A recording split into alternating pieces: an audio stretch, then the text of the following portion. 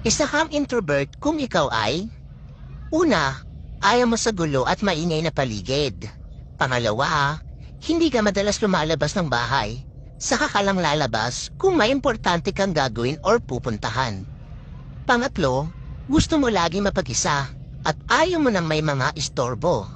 Pang-apat, kaya mong makipag-socialize pero may limit. Panglima, kapag hindi ka komportable sa mga kasama mo, dinidistansya mo ang sarili mo sa kanila.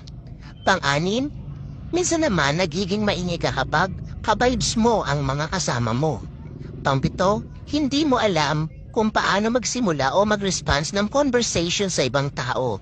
Kaya madalas ngumingiti ka na lang o di kaya tatahimik ka na lang. Pangwalo, hindi ka rin expressive na tao, kaya madalas kang ma-misinterpret ng iba. Pangsyam, straightforward kang tao.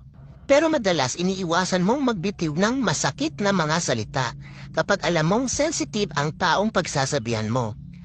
Pang-sampu, mas gusto mo pang tumambay lang sa loob ng bahay kesa sa labas at makipag-isnisan sa mga kapitbahay mo.